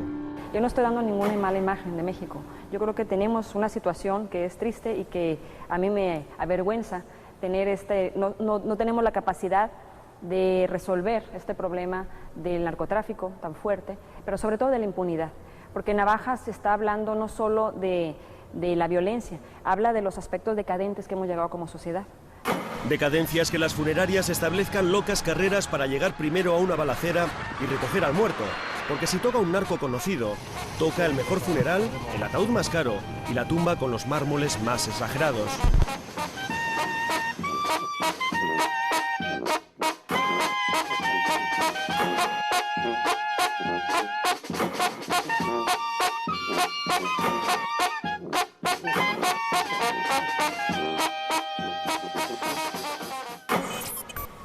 Los narcos llevan su ostentosa forma de vida hasta la muerte. Aquí en el cementerio de Culiacán han levantado toda una urbanización de criptas donde están enterrados los principales capos y sus familiares. Mausoleos de hasta 3 plantas que suponen todo un desafío ético y estético. No hay fotografías de narcos ancianos con sus nietos. Todos o han muerto jóvenes o se están pudriendo en la cárcel. Seguramente Lupito, el joven del Kalashnikov, era especial para los suyos. Sus asesinos le dispararon 48 balazos sin darle tiempo a sacar su arma. No será el último en caer. Hay numerosos nichos aún por llenar. El dinero es para gastarse, no para llevarlo al panteón. No hay leyenda sin personaje, nos repite el escritor Elmer Mendoza. ¿Te acuerdas de la expresión de los narcos de Sinaloa que dicen que más vale vivir 5 años como rey que 50 como buey? La impunidad narco llega incluso a convertirse en música. Tienen sus propios narcocorridos, muchos de ellos hechos por encargo. Cada cártel tiene su grupero preferido, y las letras y los videoclips glosan la vida de sus pistoleros más sanguinarios. La gente no se deja, no tiene miedo a morirse. Ni la cárcel ni la muerte, no hay nada que les asuste, aunque topen lo que tope, pero la orden se cumple. Pero son narcocorridos todos, ¿verdad? Puro narcocorrido. Ya le un bonito saludo para toda la raza del bonito estado de Sonora, pariente. Ya lleva este bonito corrido, mi compa. ¿Y este le canta a quién? No, pues a varios, no. Sin nombres. A varios, sin nombres. Sin nombres, por favor, nos pide este vendedor callejero. El disco que le compro, los corridos favoritos del jefe, están dedicados al Chapo Guzmán. Sin nombres, dice, para no mentar al gran capo, al gran jefe del cártel de Sinaloa. Me han dicho que están prohibidos los narcocorridos ya. En el radio nomás, ¿En la radio? En la radio no se pueden emitir, ¿no? Porque son un poco violentos. Sí, por eso. Pero dígame algún nombre, ¿a quién le canta este para saber a qué voy a escuchar? ¿Alguno de aquí? No, la neta no me quiero meter en bronca yo, viejo. Dígame las iniciales. Nada de eso, viejo, discúlpeme. Nada. Ya no ha sido tan común ver en los diferentes medios de comunicación estas manifestaciones. Queremos pensar que las diferentes empresas que se dedican a los medios de comunicación de manera solidaria al esfuerzo que estamos haciendo todos los mexicanos por hacerle frente a esto, pues lo han visto de otra manera. Y han dejado de emitir narcocorridos en las radios, en las televisiones. Exactamente. Oficialmente los narcos tienen también un santo al que rezarle. Se llama Jesús Malverde, un bandolero de principios del siglo XX al que se le atribuyen varios milagros después de muerto. Malverde tiene una capilla, levantada en el centro de Culiacán, justo enfrente del edificio de Gobernación. ¿Es el santo de los narcos? No. Ayuda, como te vuelvo a decir, ayuda a toda la gente, pobre, rica, de todo. Porque aquí viene gente pobre, rica, de todo. Buena y mala. De todo. Pero te voy a decir una cosa, que aquí, tú entras, vamos a poner, tú entras, yo no te pregunto, ¿vienes a pagar tu manda o qué te concedió o esto? Tú vienes, te hincas, le pides. Dicen que vienen muchas bandas aquí a tocarle al santo cuando alguien ha conseguido hacer llegar un alijo de cocaína a Estados Unidos. No, pues eso no te puedo decir porque nunca me he fijado. Doña Tere dice que nunca se ha fijado, pero durante años, bandas de mariachis pagadas por narcos venían a cantarle a Malverde cada vez que alijaban un cargamento en los Estados Unidos. Hace muchísimo calor en la capilla. Apenas quedan huecos por colocar ofrendas, exvotos o agradecimientos. Se repiten nombres como los Beltrán, los Gallardo o los Caro, familias de la aristocracia de la droga. Hay muchísimas fotos de los llamados Narco Juniors, las segundas generaciones. Hay carteles que agradecen el viaje de ida y el viaje de vuelta, es decir, el contrabando en la frontera sin contratiempos, y hay hasta un ataúd. Le puedes quitar la fama al santo, porque te sigue haciendo milagros, y él te castiga. ¿Sí? ¿Me va a castigar a mí por haber dicho que es el santo de los narcos? No, porque él lo toma como si nada. Como cuando una persona habla de ti, no le haces caso. Dicen que las ofrendas que le hacen todas para que funcionen y surta efecto el milagro tienen que ser ofrendas robadas. No, no es cierto. La gran industria de la imaginería de Malverde da mucho dinero. Se ha convertido en un icono del mundo narco. Y dado que todo mito necesita una imagen, en los años 50 decidieron ponerle cara y copiaron el rostro de un conocido galán del momento, Jorge Negrete. Así que el santo narco tiene bigote recortado y aires de mariachi trasnochado. A Malverde solo se le atribuye una frase: no es lo mismo ley que justicia, algo que los narcos creen a rajatabla. A doña Tere le caigo simpático. Le gusta mi acento, dice, y me regala una pulsera protectora del santo. En nombre de Johnny, Ani Malverde, ayúdalo y protégelo. Cúbrelo, Señor, con tu bendito cuerpo por donde quiera que él camina. Señor, si él tiene enemigo, mi Señor, bórrale ese camino de esos enemigos. A esos enemigos, Señor, ponle la oscuridad, a él ponle la luz. Proteja a su madre, a su padre, a sus hermanos, sus compañeros de trabajo. Mi Padre Santísimo. Protegido por el santo Malverde, entonces, me acerco a unos tipos que han entrado a rezarle.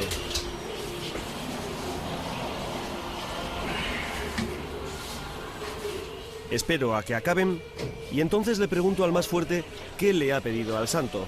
Nosotros le pedimos en mesa por nosotros, nuestros compañeros, nuestros amigos, las familias, que estén bien, que les ayude, que nos ayude a nosotros a seguir adelante en los trabajos.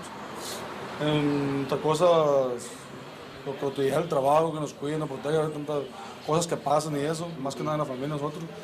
Y sí, siempre nos ha ayudado, gracias a Dios. Estamos al pie. ¿En qué trabajas? ¿Mande? ¿En qué trabajas? Nosotros trabajamos para gobierno. ¿Para gobierno? Así es. ¿Sí? Agentes policíacos. ¿Ah, sí? Que nos cuiden. ¿De federal o...? El Estado, todo lo que es el Estado, a nivel Estado. Trabajamos para el sector preventivo. ¿Para la seguridad preventiva? Sí es. ¿Y venís Así es. Y venís a pedirle al que llaman el santo de los narcos. Pues no solamente de los narcos, este es mexicano también de todos nosotros. ¿Tú crees que es milagroso, como dicen? Así es. Un policía rezándole al santo de los que se dedican a matar policías. Un agente pidiéndole protección a un bandolero. A lo mejor por eso en Culiacán nadie confía en la policía. Muchos creen que están comprados por los narcos, que son sus ojos y hasta sus brazos ejecutores. Como siempre habrá excepciones. Entre tanto corrupto, habrá algún agente legal que crea en su vocación. Los que dicen que este es el santo de los narcos, que aquí se le viene a rezar para conseguir alijar cocaína en Estados Unidos, No. así. Bueno, pues cada quien su idea, ¿verdad? Su ideología, cada quien su pensamiento de las personas. Al salir de la capilla del santo de los narcos me fijo en esos dos policías. En lo fácil que es para los narcos corromper a cualquiera. En lo difícil que es distinguir al corrupto del honrado. Conocimos a uno. Su nombre, Luis Román Jiménez. Y trabajaba de forma voluntaria como agente encubierto controlando posibles narcotiendas. Le conocí el día que estaba de paisano en una cafetería de las afueras, en la que se acababa de producir un asesinato. Solo son las 9 de la noche. Es el primer cadáver que ha aparecido. Un policía municipal de Paisano asesinado sin media palabra por dos asaltantes mientras cenaba en este restaurante de comida rápida. La prensa local asegura que no será el único. Están apareciendo una media de hasta 10 cadáveres diarios solo en la ciudad de Culiacán.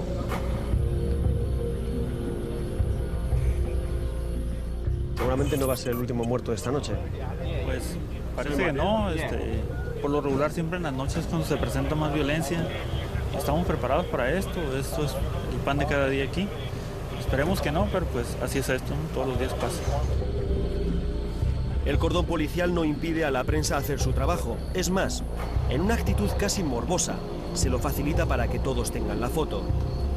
Les da igual la dignidad del cadáver o los sentimientos de su familia.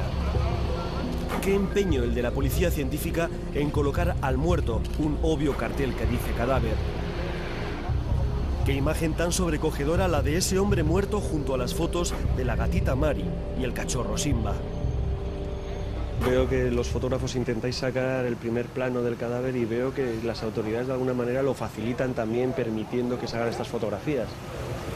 Pues es la cultura que se tiene aquí, ¿no? Del amarillismo. Esa noche solo en el estado de Sinaloa hubo otros 4 asesinatos. Me apunto el nombre del muerto, me lo dice con voz rota un agente municipal. Se llamaba Luis Román Jiménez. Era un policía honesto, me dice sollozando. Yo le conocí tarde.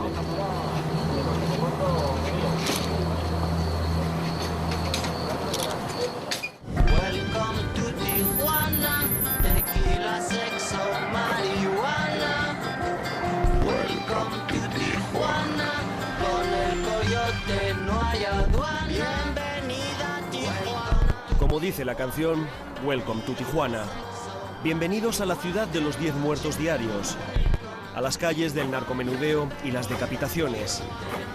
A la gran frontera de los sobresaltos donde las sirenas ponen música a la ciudad y la gente se sienta en los restaurantes mirando hacia la puerta por si acaso.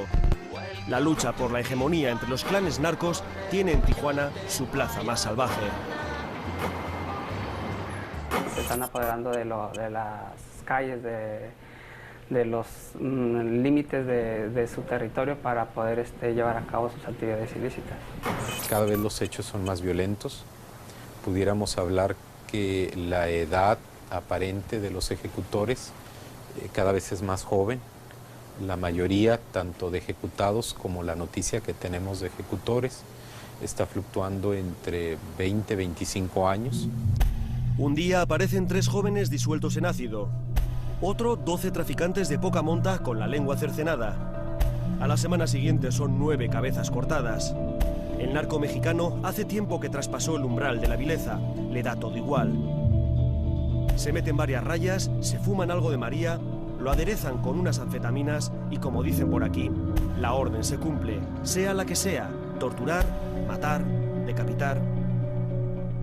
Tú me traicionaste, tú me engañaste, tú tienes información que yo necesito, por eso te lastimo. Finalmente te voy a matar y después te voy a hacer cenar algo para enviar un mensaje. Tijuana, la del tequila, sexo y marihuana, es la gran ciudad de los mercados negros. La ciudad del tráfico de drogas, de armas, de inmigrantes ilegales, de la trata de blancas. Un muro y una empalizada de púas separan Estados Unidos de México. Al otro lado, a golpe de vista, San Diego. ¿Cuánta literatura ha dado esta frontera en la que, por el aire, helicópteros de aduanas vigilan constantemente la tierra de nadie y por la arena, patrulleros de gafas Ray-Ban alejan a cualquiera que ose bañarse en aguas estadounidenses? Aquí acaba una de las más grandes y más codiciadas fronteras del mundo, en las playas de Tijuana. En esas aguas llenas de remolinos que tantos ilegales se han tragado. Son muchos, muchísimos los que no pasan y se quedan aquí en Tijuana, como parias, como excluidos sociales, enganchados a las drogas o como carne barata del sicariato de los cárteles que las venden. No hay ningún premio para el que no atraviesa esta valla. Centenares de cruces junto al aeropuerto recuerdan a los que nunca llegaron a pasar. Cada año se entierran en fosas comunes decenas de cuerpos de indocumentados que intentaron el sueño americano. Muchos otros, que tampoco lo consiguieron, malviven como pueden en los márgenes de la ciudad. ¿Pero lo has dejado la heroína? Sí, dejé la heroína por 7 años. Durante 7 años. Y luego al cristal. ¿Te metes cristal ahora? Ahora cristal. Tijuana es una plaza demasiado importante para el narco. Sus 3 millones de habitantes suponen un jugoso mercado para abastecer. Y su frontera, su tráfico anual de 35 millones de personas, un corredor vital para el trasiego de droga hacia la costa oeste de Estados Unidos. El cártel de Tijuana se ha fracturado en 2 grupos. La guerra solo acabará con la aniquilación de uno de los 2 bandos. El primero que muestre signos de debilidad es el que pierde. Y en ese momento es probable que veamos el descenso de ese tipo de violencia y de la violencia en general. No visualizamos un patrón definido. Lamentablemente es encontrarse en la calle, enfrentarse, ir en búsqueda de personas. Y creo que hay una primitividad ahí que prefieren una pick-up, una carne acá, o sea, no sé, pero no he visto narcos en mis exposiciones, ¿no? Ruanova, uno de los artistas más singulares de Tijuana, sucumbió hace años al hipnótico atractivo de la violencia. Su obra es un puñetazo ético a las conciencias de sus vecinos. Hace esculturas con juguetes bélicos, relojes de Kalashnikovs o collages llenos de explosiones. Daniel, como muchos en Tijuana, es consciente de que la violencia narco no solo influyó en su obra, sino que además pudo llegar a parasitarla. Ojalá que así quisiera que fueran las cosas, no, pero es que así se ven las cosas, ¿no? Hace rato unos años que traté de bajarle esto porque me di cuenta que yo también me estaba convirtiendo acá un Chapito Guzmán con la onda acá y te empiezas a creer el juego, pues, ¿no? Porque es el juego. Que no cojamos ninguno de la calle, ¿no? Sobre todo de los blancos con naranja. De esos, yo sí te recomiendo por tu seguridad que no. O sea, todo el mundo sabe que esos taxis son peligrosos. Todo el mundo, todos los días salen en los periódicos. Que algo pasó. Las calles de Tijuana ya no son sinónimo de fiesta o diversión. Los jóvenes estadounidenses ya no cruzan la frontera buscando juerga barata. Es demasiado peligroso. Tijuana tiene hasta 8.000 picaderos clandestinos de droga. En algunos de ellos basta con meter el brazo por un agujero para que alguien desde dentro le meta el pico de heroína. Salir por la noche en Tijuana, estos días de venganzas, es como jugar a los sobresaltos. Tomamos una cerveza con un amigo periodista. No hemos acabado la consumición cuando le suena el teléfono. Es un 1201, un muerto en jerga policial.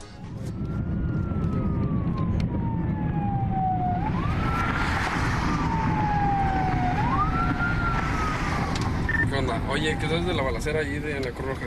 Sí, es balacera, sigue la Tracatinga, están ahorita los balazos, pero es el ejército el que está y no ha pedido apoyo a la ministerial. Jesús es el ejército. Ok, sale. Ok, gracias, Prisma. Me voy a ir acercando por ahí con nuestros amigos. Sale, gracias. Dile... Welcome to Tijuana. Ya sé, ok.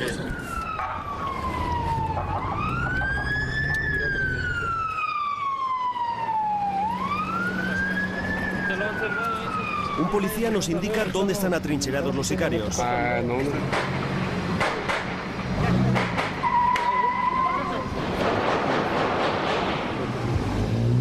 Fuego cruzado, armas de grueso calibre, gritos, pánico. Los niños de una escuela cercana tirados debajo de sus pupitres y sus padres, fuera de sí, arriesgándose a cruzar para llegar hasta ellos.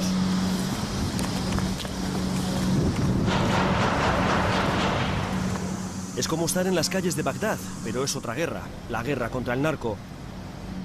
Los sicarios rodeados disparan contra todo, casi a bulto. En la oscuridad no se distingue un soldado de un periodista. Agazapado tras un vehículo, grabo la detención de un sospechoso y escucho las historias que me susurran los colegas. Historias de muertos y de fantasmas, de asesinos y de héroes. La balacera durará 2 horas. Una noche cualquiera en Tijuana, una balacera más. 4 sicarios muertos, un soldado fallecido, una persona, un cadáver encontrado dentro de un frigorífico, probablemente de un secuestrado. Dentro de la casa todavía otros 3 sicarios detenidos y solo son las 9 de la noche.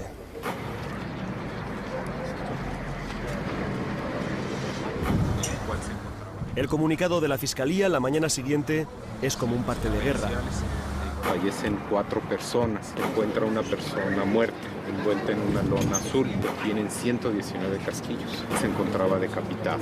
Y hoy en la mañana se encontró un masculino rafagueado. 10 muertos en total esa noche, uno de ellos congelado en un frigorífico, y no hay preguntas de los periodistas. Graban, recogen y se van. ¿Es apatía ante algo que se ha convertido en rutina? ¿Es autocensura? El miedo al narco está tristemente detrás de todo esto. ¿Qué quieren conseguir con tanto muerte? Ser ejemplar, causar temor y mandar mensajes en un momento dado de falta de respeto a la autoridad o en un momento de desestabilización. Acudimos al jefe de homicidios para saber algo más sobre la balacera. Su puerta está decorada con fotografías de decenas de asesinos. Cierras la puerta y te encuentras con todos estos sicarios mirándote directamente, como insultándote en silencio. Estos son los ejércitos del narco y todos llevan la maldad dibujada en sus rostros. Tenemos este mapa con la única finalidad de poder establecer los puntos más importantes de tiradero, si se puede decir, de cuerpos. Este mapa es desolador para cualquier operador de turismo en Tijuana. Hay más de 300 alfileres superpuestos unos a otros. Una cosa, dice Gutiérrez, es dónde encuentran los cadáveres y otra, dónde los matan. Ellos no tienen ya principios morales para privar de la vida a las personas. Ellos, su cometido es matar, matar y matar. Emigrio ha interrogado a muchos de estos asesinos. Nos pregunta, con naturalidad, si queremos ver las armas de los sicarios que nos disparaban la noche anterior. Por supuesto, respondemos. Las tiene almacenadas en el baño de su oficina, junto a la taza del váter, sin precintarlas, sin envolverlas, sin etiquetarlas. Son armas de guerra compradas en las armerías norteamericanas del otro lado. Hay 12.000 tiendas a lo largo de toda la frontera y son las más rentables de Estados Unidos. Emigrio nos muestra las armas y nos muestra algo más. Para torturar y degollar. Y degollar. Así es. Un puño americano con 3 hojas de cuchillo. Para desangrar al que toque, para torturarlo. Lo habían usado con el tipo del congelador, nos dice. Le pregunto si los sicarios del narco suelen mostrar arrepentimiento o compasión por sus víctimas. Hablan de forma despectiva. Dicen se lo merecían, ellos no merecen estar en este mundo. Las oficinas de homicidios están saturadas. Bolsas con pruebas judiciales se amontonan en los jardines y los funcionarios no dan abasto. Emigrio dice que solucionan solo el 30% de los casos, aunque otras fuentes aseguran que no llegan ni al 5%. El propio gobierno federal ha reconocido que 9 de cada 10 policías de Tijuana son corruptos, que 9 de cada 10 de estos agentes trabajan para el narco. No grabe. ¿Y qué fue de los sicarios muertos la noche anterior? Para saberlo, decidimos acudir a la morgue, y la primera sorpresa es que está custodiada por varias dotaciones del ejército. Cuando hay algún caso sobresaliente o que se tiene incluso el riesgo de que vengan a querer rescatar algún cadáver, Entonces vienen el ejército generalmente a resguardar las instalaciones. ¿Pero cómo rescatar el cadáver? ¿Ahogar un cadáver? Ha habido casos en donde nos roban los cuerpos, por decirlo de alguna manera. ¿Que roban los cuerpos de aquí? Sí.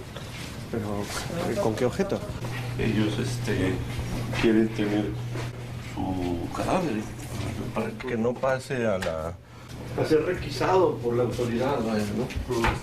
Aunque de cualquier médico forense se puede decir que está curado de espantos, del doctor Girán Muñoz se puede añadir que se enfrenta a ellos todos los días del año, varias veces al día. Su morgue, con capacidad para 60 cadáveres, lleva meses estando al doble. Bueno, hoy tenemos aquí un decapitado, pero hemos tenido casos de cadáveres desmembrados, es decir, no nomás la cabeza, los brazos, las extremidades, partirlas en segmentos, ¿no? Igual mutilados, en donde les han cercenado su lengua o incluso genitales. Podemos verlos quemados, carbonizados o de plano desbaratados en ácidos, ¿sí? Cualquier forma de privarle de la vida a alguien, cualquier forma de asesinato, habla obviamente del perfil mental del homicida. Y nos enfrentamos a casos muy cruentos de decapitados, de multibaleados, etcétera, que nos dicen que hay una pérdida total del control, del respeto a la vida. Acostumbrado a la prensa local, nada más llegar nos abre con espontaneidad las puertas de la sala de autopsias y se sorprende y se agrada cuando le decimos que no buscamos morbo, que no grabamos cadáveres porque sí, sino para documentar el drama de Tijuana. Queremos su opinión, la de alguien que es capaz de conectar con dos mundos a la vez, el de los vivos y el de los muertos. ¿Por qué ese salvajismo en los asesinatos? Yo busco generar el desconcierto entre mi adversario, desestabilidad emocional, psicológica, busco fomentarle el temor, ¿sí? O agudizarle el rencor. Cualquiera de los dos son actitudes, son reacciones emocionales que me van a hacer perder el control. El miedo o el rencor en exceso me hacen perder el control. Y si yo tengo un adversario descontrolado, es más vulnerable. Ahí están los sicarios. Un olor casi untuoso se posa en nuestros brazos y nuestras caras, como si pesara. Debe ser el perfume de la muerte. Miro los cadáveres de manera furtiva. Miro la cabeza cortada de un joven de 25 años y siento una arcada. Dudo si grabar. Intentamos filmar desde lejos, sin detalles, huyendo de esos rostros sin expresión, de esos cuerpos deconstruidos. Hay un tenebroso código narco inscrito en cada uno de estos cadáveres. El cercenarle un dedo se dice que implica delatar, un soplón, ¿sí? El cercenarle la lengua, ¿sí?, nos habla de que habló cosas indebidas, ¿sí? Amputarle sus manos, de que tomó algo indebido, el haber incluso robado a sus compañeros o mercancías que no debían de, ¿no? Y bueno, el decapitar, ¿sí?, muy posiblemente pudiéramos darle aquí una implicación de traición en el cambio de bando. Todavía no lo sé, pero esa cabeza cortada me perseguirá y me despertará varias noches. Me pregunto sobre la extraña relación con la muerte de estos asesinos. Ellos también han matado, han decapitado, guardaban un cadáver congelado. Sabían que podían morir o ser torturados, como ellos mataban o torturaban. El oficio de sicario parece una especie de bucle letal en el que es muy probable que mueras de lo que vives. Esos tipos que están ahí tumbados son los mismos que ayer nos disparaban. Mirándoles desde ese cristal sucio de sangre y de moscas, uno no puede evitar pensar, mejor ellos que yo. Los últimos acontecimientos nos han generado una situación alarmante que nos obliga a reflexionar de muchas maneras y a hacer preguntas muy directas y muy concretas, pues sobre todo a esa señora, ¿no?, del rostro oculto y de la guadaña sobre el hombro, ¿no?, de que es la muerte, que es lo que está ocurriendo aquí.